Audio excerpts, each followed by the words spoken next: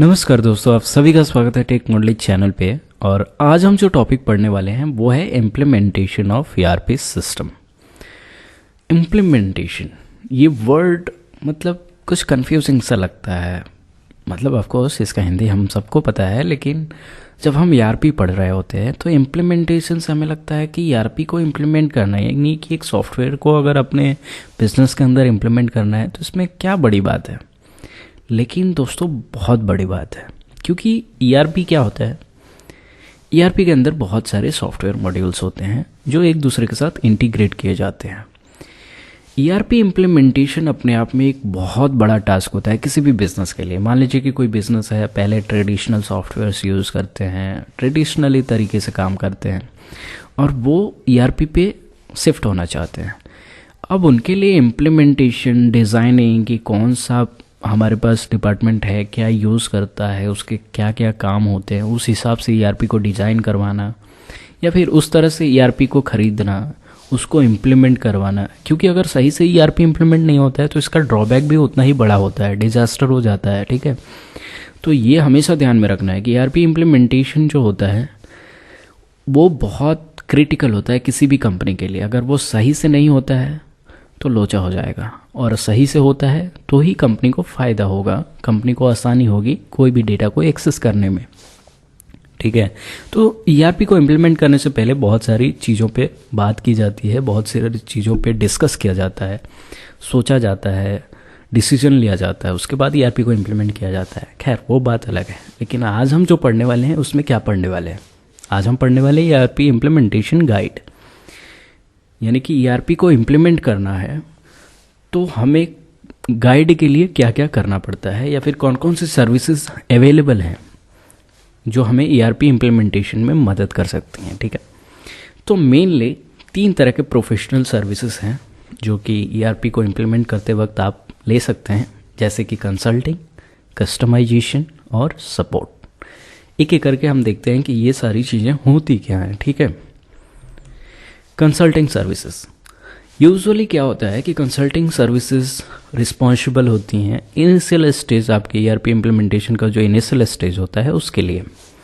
Consulting यानी कि ये कंसल्ट करती हैं। कंसल्ट का मतलब ये आपको बताती है कि कौन सा ईआरपी लेना चाहिए, आपका बजट क्या है, इस बजट में कौन सा ईआरपी बेहतर रहेगा, कैसे आप इम्प्लीमेंट करेंगे, क्या आर्किटेक्चर होगा, कैसे आपके कस्टमर उसको यूज़ करेंगे, कैसे आपके एम्प्लॉय उसको यूज़ करेंगे, कैसे वो आपको एक बेहतर ऑर्गेनाइजेशन में कन्वर्ट कर सकता है, बहुत सारी चीज़ें। ठीक है, तो जैसा कि डेफिनेशन से पता चल रहा है कि कंसल्टिंग सर्विसेज ऑर्गेनाइजेशंस को उनके नए सिस्टम पे लाइफ ले आने में मदद करती हैं, उनको प्रोडक्ट ट्रेनिंग के बारे में बताती हैं, वर्क फ्लो क्या होगा उनके ईआरपी सिस्टम का, डेटा कैसे कहाँ से रीच होगा, कहाँ पे स्टोर होगा। ठीक है, ईआरपी कैसे वो यूज़ करके अपने ऑर्गेनाइजेशन को काफ़ी अच्छा बना सकते हैं, एफिशिएंट बना सकते हैं, डेटा एक्सेस और डेटा रिट्रीवल कैसे एफिशिएंट बन सकता है, और भी बहुत सारी चीज़ें कंसल्टिंग सर्विसेज मदद करती हैं। लेकिन याद रखिएगा कि कंसल्टिंग सर्विसेज सिर्फ कंसल्ट करती हैं, पूरी तरह से उसकी जिम्मेदारी नहीं लेती कि मतलब कैसे होगा। ठीक है, कस्टमाइज़ नहीं करती हैं। कंसल्टिंग सर्विसेज सिर्फ कंसल्ट करती हैं, हेल्प करती हैं। जब तक वो ईआरपी इम्प्लीमेंट हो जाता है उसके बाद कंसल्टिंग सर्विसेज वहाँ से हट जाती हैं। ठीक है, आई मीन प्रोडक्ट ट्रेनिंग देने के बाद अगर कॉन्ट्रैक्ट लंबा है तो वो गाइड भी कर सकती हैं, नहीं है तो वो सिर्फ कंसल्ट कर देती हैं, उसके बाद वो निकल जाती हैं। उसके बाद आपका ऑर्गेनाइजेशन है तो आपको देखना है। और अगर आप एक स्टूडेंट के तरीके से पढ़ रहे हैं तो समझ लीजिए कि कंसल्टिंग सर्विसेज सिर्फ कंसल्ट कर देती हैं, ईआरपी इम्प्लीमेंट हो गया, यूज़र को पता चल गया कि कैसे यूज़ करना है, जैसे अलग अलग डिपार्टमेंट के लिए अलग अलग सॉफ्टवेयर होता है, वो कैसे उसको यूज़ करेंगे, ये सारी चीज़ें कंसल्टिंग सर्विसेज उनको ट्रेनिंग दे देती हैं। ठीक है, कंसल्टिंग सर्विसेज अगर लेमैन टर्म में बोलें तो उनका काम होता है कि ईआरपी को इम्प्लीमेंट करवा देना, और आप उसको यूज़ करने लगें तो उनके बाद कंसल्टिंग सर्विसेज वहाँ से मतलब वो अपने दूसरे काम में लग जाती हैं। उसके बाद उनका कोई लेना देना नहीं होता है अगर कॉन्ट्रैक्ट ना हो तो। अभी बात करेंगे कस्टमाइजेशन सर्विसेज।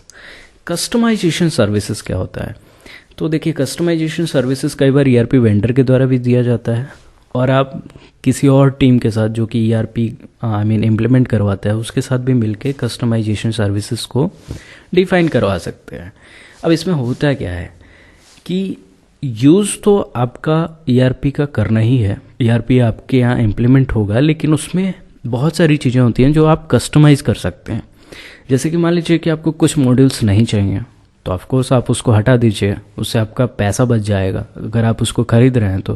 अगर आप अपने लिए डिज़ाइन करवा रहे हैं तो भी आपके लिए अच्छा है कि वो 2 मॉड्यूल यूज़ नहीं हो रहे हैं और बेकार में तो आप उसको बनवाएंगे नहीं, उस पर डेवलपर अगर कोड करेगा तो उसके पैसे लेगा ही लेगा। तो ये चीज़ें हैं।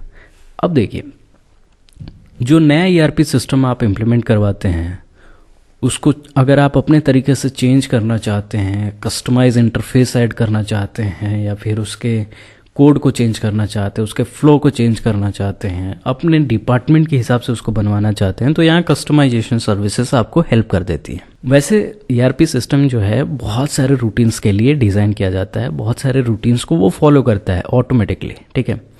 बट स्टिल उसमें बहुत सारे चेंजेस की ज़रूरत पड़ती है। ऑर्गेनाइजेशन के ऊपर डिपेंड करता है कि वो किस तरह से उसको इम्प्लीमेंट करवा रहा है। देखिए, हर ERP सिस्टम, अगर मान लीजिए कि आप SAP HANA की बात कर लीजिए, ठीक है, SAP HANA, तो ये एक ERP सॉफ्टवेयर है जो SAP ऑर्गेनाइजेशन बनाता है। लेकिन क्या वो आपके ऑर्गेनाइजेशन में पूरी तरह से सही रहेगा? आपके ऑर्गेनाइजेशन में हो सकता है कि आपको थोड़ा सा कस्टमाइज़ करने की ज़रूरत पड़े, तो आप वो कस्टमाइजेशन सर्विस से बात करके उसको करवा सकते हैं। तो ये तरह की सर्विसेज प्रोवाइड होती हैं। हो सकता है ये आप दूसरी कंपनी से कस्टमाइजेशन सर्विस लें, या फिर आप ERP वेंडर के द्वारा ही ये चीज़ें पा सकते हैं। उसके बाद है सपोर्ट सर्विसेज, और नाम से ही पता चलता है कि ERP इम्प्लीमेंट हो गया, आपके ये जो कस्टमर हैं, आपके जो एम्प्लॉय हैं, आपके जो सप्लायर हैं, वो तो ERP यूज़ कर रहे हैं, ठीक है।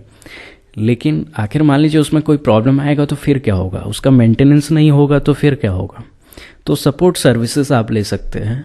इसमें आपको सपोर्ट, मेंटेनेंस दोनों मिलेगा ERP सिस्टम का।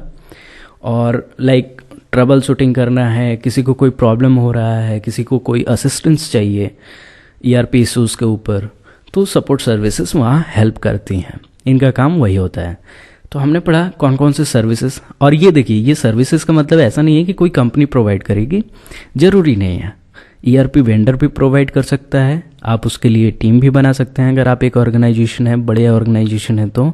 या फिर आप थर्ड पार्टी मतलब कंपनीज जो होती हैं जो ये सारी चीज़ें प्रोवाइड कर सकती हैं, आप उनसे कंसल्ट कर सकते हैं। तो कंसल्टिंग सर्विसेज जो आपको कंसल्ट करके बताती हैं, मतलब आपके ऑर्गेनाइजेशन के नीड के अनुसार कौन सा ERP सही रहेगा। कस्टमाइजेशन सर्विस जो आपके हिसाब से ERP को कस्टमाइज़ करवा सकता है या फिर कर सकता है। और एक सपोर्ट सर्विसेज। तो ये 3 सर्विसेज मिलती हैं ERP के अंदर। ERP इम्प्लीमेंटेशन में गाइड करती हैं, और इम्प्लीमेंटेशन होने के बाद अगर आपके यूज़र के साथ कोई प्रॉब्लम है तो सपोर्ट सर्विसेज उसके लिए रखा हुआ है। तो मेनली हम ऐसा बोलते हैं कि ERP इम्प्लीमेंटेशन में जो गाइड होता है वो 3 तरीके से किया जा सकता है: consult service, customization service, support service. तो होप कि आपको समझ में आया होगा हम क्या चीज़ पे बात कर रहे हैं। अगर आपको कोई भी डाउट है प्लीज़ कमेंट में बात कर लीजिए हमसे, या फिर आप हमसे बात करने के लिए हमारे ईमेल पे मेल कर सकते हैं, जो कि अबाउट सेक्शन में ऑलरेडी आपको मिल जाएगा।